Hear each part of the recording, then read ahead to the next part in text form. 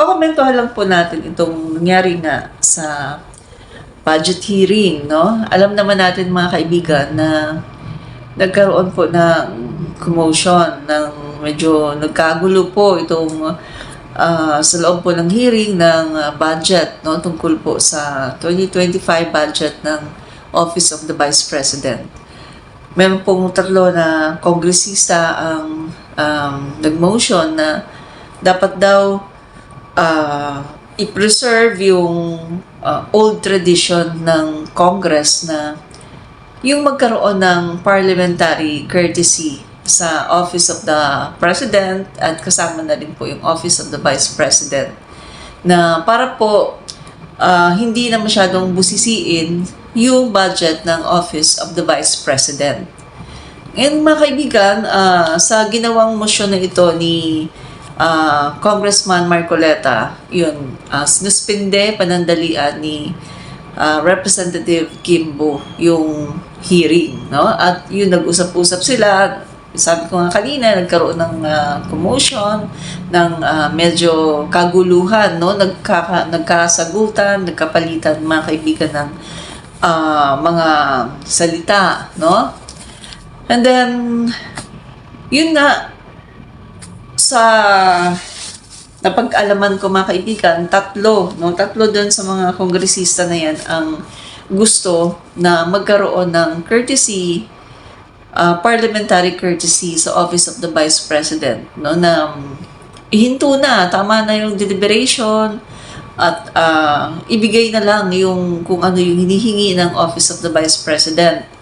At kasi dapat daw igalang, no, yun yung sinasabi ni Congressman Marcoleta, dapat daw igalang ang Vice Presidente. Pero okay naman mga kaibigan kasi hindi naman nagpasindak, no, nagpatinag ang mga kongresista.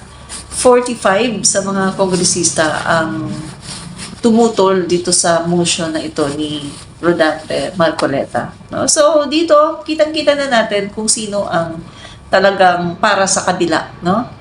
Kitang-kita na natin dito.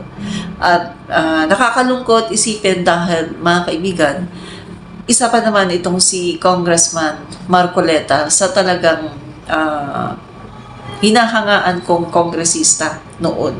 Pero nung narinig ko ito mga kaibigan, nagpakita na talaga siya ng kanyang tunay na kulay na instead na ang protektahan natin dito ay ang mamamayang Filipino, yung budget, yung pera ng sambayan ng Filipino. Kasi nanggagaling ito sa buwis natin mga taxpayers.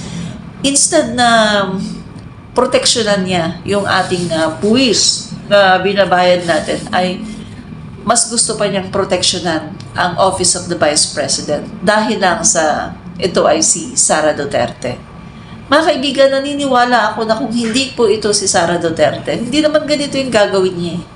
So, lumalabas dito yung tunay na kulay. Lumalabas dito yung sino yung para sa, talagang sa bayan, para sa mga taong bayan, para sa Pilipinas, at kung sino yung para lang sa mga Duterte, mga kongresista ng mga Duterte. So, I'm sorry to say, pero eto yung nakikita, hindi lang ako, kundi ng sambayan ng Filipino.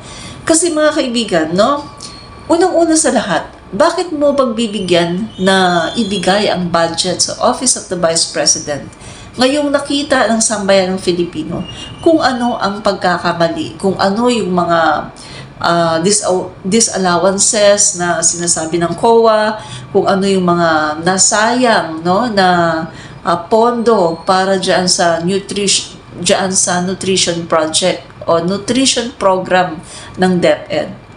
So guys, hindi ko po hawak yung aking isang cellphone kasi nagcha-charge, no? Nagcha-charge pa. So nakapatay po siya. So hindi ko mabasa yung mga ebidensya, no? So komentary ang ginagawa natin ngayon.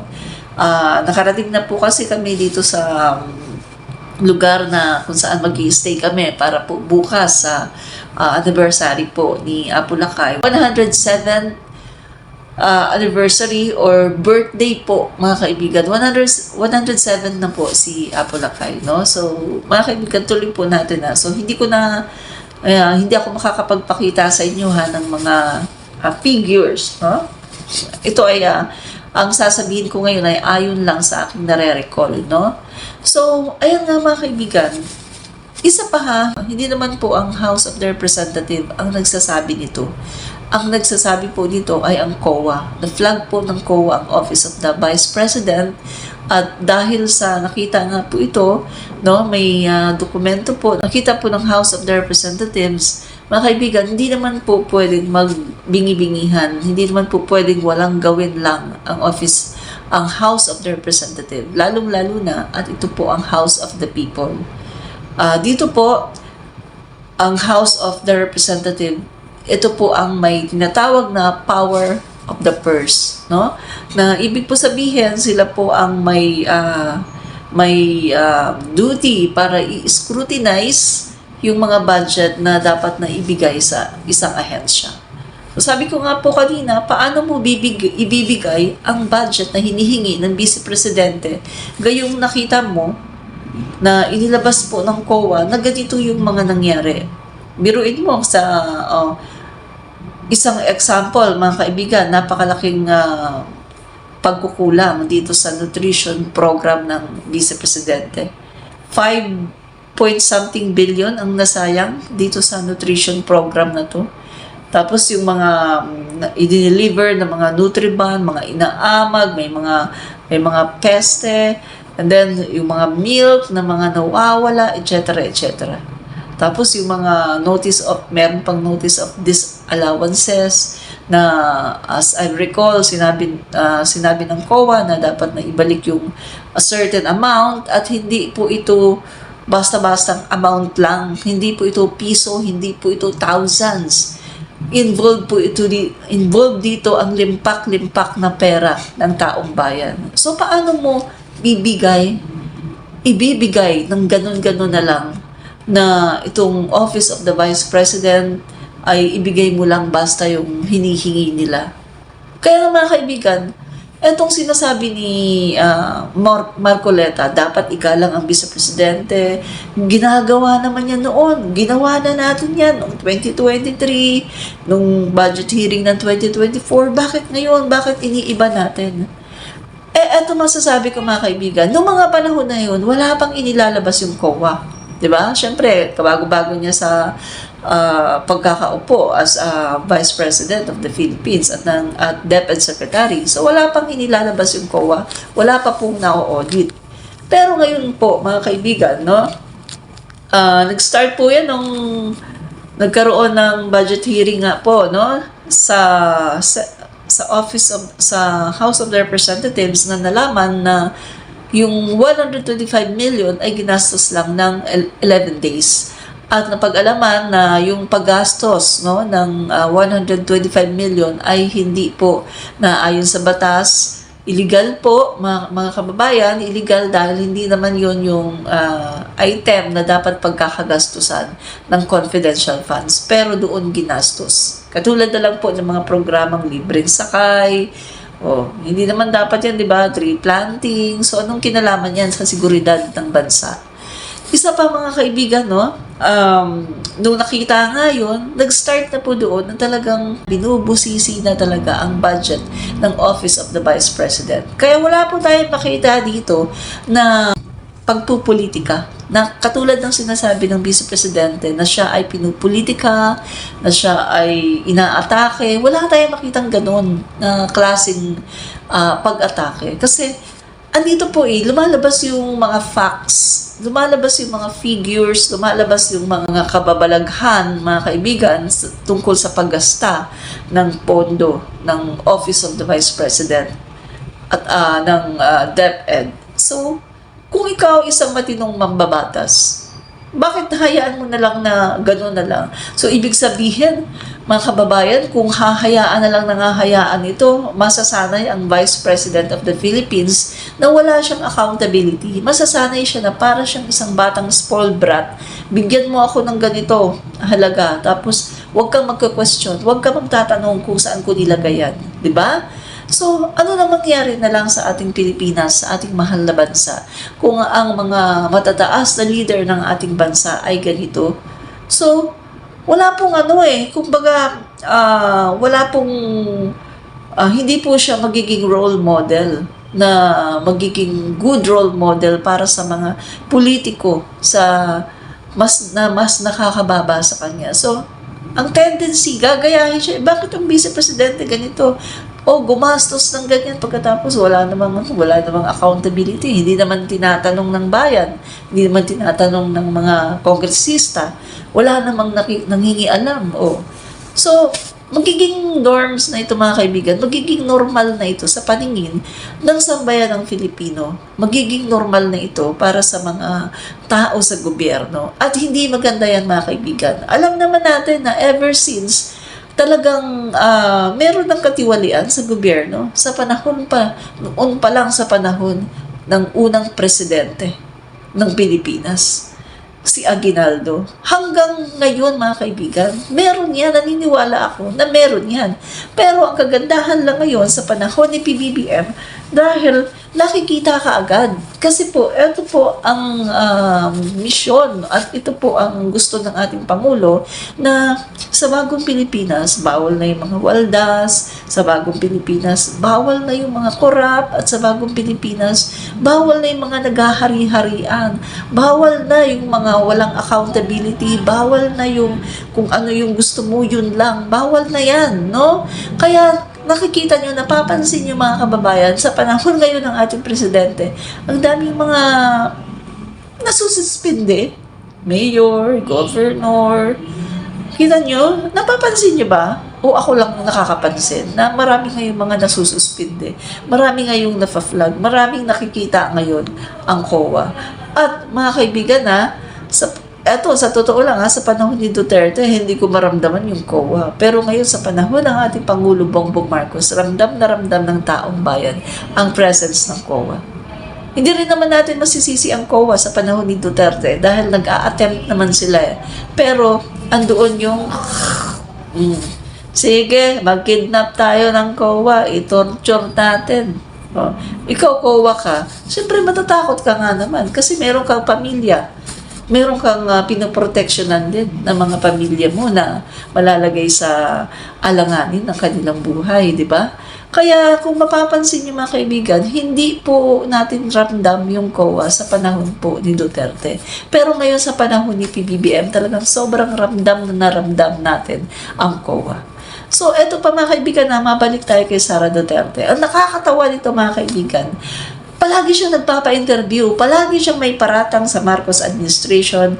At ito mga kaibigan, itong araw na to, mga kaibigan, lumabas na naman siya sa isang video, sinabi niya na dalawang tao lang naman daw ang naghahawak ng budget ng Pilipinas. Ang dami niyang paratang. Pero mga kaibigan, na nagagawa niyang lumabas, no? Magpa-press con, bumirada o matake sa Marcos administration, pero hindi niya nagagawa na gawin ang kanyang duty na idepensa yung kanyang budget, at hindi niya magawa yung duty niya na sagutin ang mga tinatanong ng mga kongresista para malaman ng buong bayan kung ano ba talaga ang nangyayari diyan sa mga pondo ng Office of the Vice President at ng DepEd. So wala siyang panahon para humarap sa bayan, mga kaibigan. Pero mayroon siyang panahon na humarap sa mga press para banatan ang Marcos admin. So, Bratinella, di ba? Bratinella, haharap siya kung sino ang gusto niyang haharapin. Sasagutin niya kung sino ang gusto niyang sasagutin. At gagawa siya kung ano ang gusto niyang gawin. Bratinella, pagkatapos mga kaibigan, kanya pang pinagtatanggol ang sarili niya na hindi daw siya Bratinella, nakilala daw siya ng taong bayan ever since. Mayor pa siya. Hello, hindi ka kilala ng taong bayan. Sabi ko nga, kami taga Mindanao kami, pero hindi namin kilala si Sara Duterte. Hindi nga namin kilala si Duterte. Kailan lang namin nakilala yan? Nung inendorso yan ni Amy, nung inendorso yan ng mga Marcos, nakilala yan ng tao. Kaya yan binoto ng mga loyalista at ng mga Marcos supporters. At si Sara Duterte, hindi po namin yan kilala. Kaya kung ano yung sinasabi niya na kilala daw siya ng taong bayan, ng mayor pa siya, hello! Davao, ang nakakakilala sa'yo, Davao, yes. Pero ang Luzon, Visayas, at some parts ng Mindanao, NCR, hindi ka kilala. Kaya tumigil ka sa pagsasabi na kilala ka ng taong bayan dahil hindi ka kilala ng taong bayan. Nakilala ka lang dahil pumartner ka kay PBBM. Yun ang katotohanan, no? Pero hindi ka kilala ng taong bayan. At isa pa, mga kaibigan, sino ba naman ang magpa-flag sa'yo sa panahon na mayor ka? Sino ang presidente ng Pilipinas noon? Yung tatay mo, si Duterte. Siya ang presidente ng Pilipinas noon. So, sino nga ba ang bubusisi diyan sa iyong budget? Kita mo nga, di ba? Ganon-ganon na lang na ibigay ang 51 billion sa kapatid mo, si Pulong Duterte. Nag-iisang kongresista na nagkaroon ng 51 billion, mga kaibigan, na ginastos di umano sa flood control pagkatapos bumaha naman sa Davao. Sa panahon din yan ni Duterte, ng tatay niyo. So, meron bang nagreklamo? Wala! Walang nagreklamo. Kaya yung sasabihin mo na kilala ka ng taong bayan, mayor ka, hello. Nung mayor ka, ang Pangulo ng Pilipinas ay ang tatay mo. Kaya wala sa yung kumu-question. Pero mga kaibigan, merong sabi ko nga sa inyo, ang COA nag-a-attempt. Kasi may nakikita din ako ng mga balita na pinaplag ng COA si Sara Duterte nung mayor pa siya. Pero bakit hindi ito nababalita sa press? Bakit hindi ito namamagnify? Bakit hindi ito masyadong pinagtutuunan ng pansin? Kasi nga, kontrolado ni Duterte ang social media, kontrolado ni Duterte ang buong pamahalaan at ang mga branches ng gobyerno. Kontrolado niya ang mga ahensya ng gobyerno. Pag sinabi niyang ganito, ganyan, kayang-kaya niyang gawin kasi siya ay isang diktador. No? So, yan mga kaibigan, hindi po kilala ng taong bayan si Sara Duterte. Ang nakikita ng taong bayan ngayon kay Sara ay ang pagiging bratinela, maangas, nag-aangas-angasan. Alam mo, Sara Duterte, ito ang magandang pag-aangas Kung gusto mong maging maangas, kung gusto mo talagang magustuhan ka ng mga tao, mag-side sa iyo mga tao, gamitin mo yung angas mo sa isang mabuti at sa isang proper, no? In a proper way. Katulad ng angasan mo, sige, angasan mo yung mga kongresista na yan.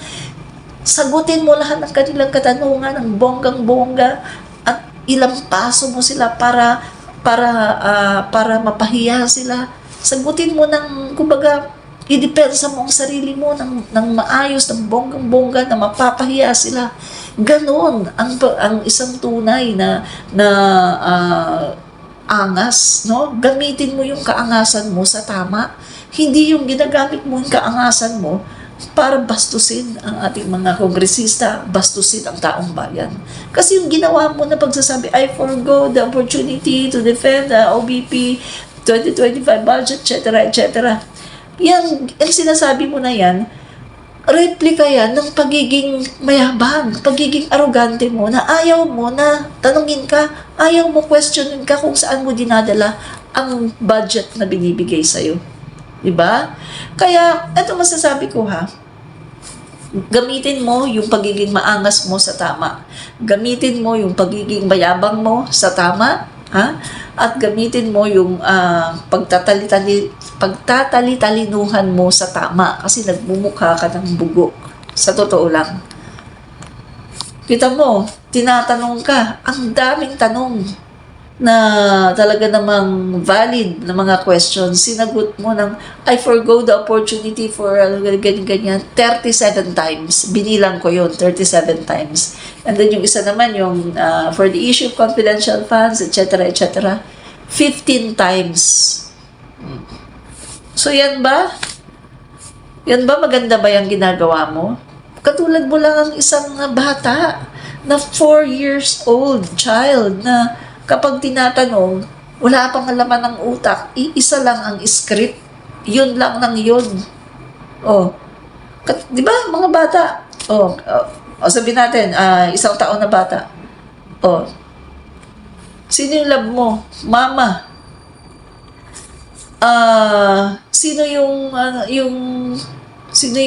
gusto mong kasama? Mama. Sino yung nagpakain sa'yo? Mama. Sino yung mama? Ang alam pa lang na sabihin ay mama. So parang katulad ganyan. Na hindi mo kayang i-depensa ang sarili mo. Hindi mo kayang i-expound, i-explain kung saan ba yan. Meron naman siguro kayong data. O baka iniiwasan mo talaga, purposely, iniiwasan mo ang tanungin ka kasi alam mo na wala kang isasagot na tama. Alam mo na kung sasagot ka, alam mo sa sarili mo na magsisinungaling ka lang. 'Di ba? Kasi hindi magiging tama ang isasagot mo dahil dedepensahan mo lang ang sarili mo, gagawin mo ang lahat para depensahan ang sarili mo at ang opisina mo para palabasin na hindi totoo yung sinasabi ng COA, hindi totoo yung sinasabi ng mga kongresista, yung mga paratang sa'yo, hindi totoo. So, ang gagawin mo ay bubulid-bulid ka ng kasinungalingan. Maaring yan ang dahilan kung kaya ayaw mong sagutin ang mga question sa'yo. Dahil alam mo na wala ka namang isasagot na maganda. Diba? Kasi mga kaibigan, kung wala kang tinatago, kung alam mo na maganda at maayos ang paggasta mo, kahit i-scrutinize ka dyan, kahit pagbalibalentongin man yan, pagtambli-tamblingin man yung mga question na yan, alam mo kung paano sagutin. Kasi ginasta mo ng tama ang budget at merong accounting, merong breakdown, andyan yung mga resibo, andyan yung mga dokumento na nakakailanganin para ipresenta mo ng tama yung mga tinatanong sa'yo ng mga kongresista. So, yun ang masasabi ko ha. Kaya mga kababayan, tama lang yung gagawin ngayon ng House of the Representatives na bawasan ang kanyang budget. Dapat nga, i-cut yan mga kaibigan. Sa totoo lang ha, dapat ibalik. Nung umalis po si VP Leni Robredo, 700 million. So, siguro ngayon, gawin 800 million. At least lalaki ng 100, no? 700 million yung kay VP Leni Robredo. Siguro ngayon gawing 800 million or gawin na natin 900 million. Huwag na paabutin yan sa billion kasi ito mga kababayan, wala eh. Hindi naman nagagasta ng tama, di ba? So, yun ang masasabi ko, yun ang aking komentaryo, no? At bawas-bawasan mo, Sara, no? Vice President of the Philippines, Sara Duterte, bawas-bawasan mo yung paglabas sa media, paglabas sa mga press con na pinagtatanggol si Nakibuloy, pinagtatanggol yung sarili mo, pagbato ng mga akusasyon sa Marcos at saka sa Romualdez, pagdating naman sa issue ng West Philippine Sea, tulala ka at wala kang masabi, tameme ka. At pagdating naman sa issue ng confidential funds mo, hindi mo nga kayang ipaliwanag, di ba? Ano yan? Oh. So mga kaibigan, yan na lang muna. At ito po muli si Admin Rich. Bye! Fight fake news, expose the truth. Ito po si Admin Rich, komentarista.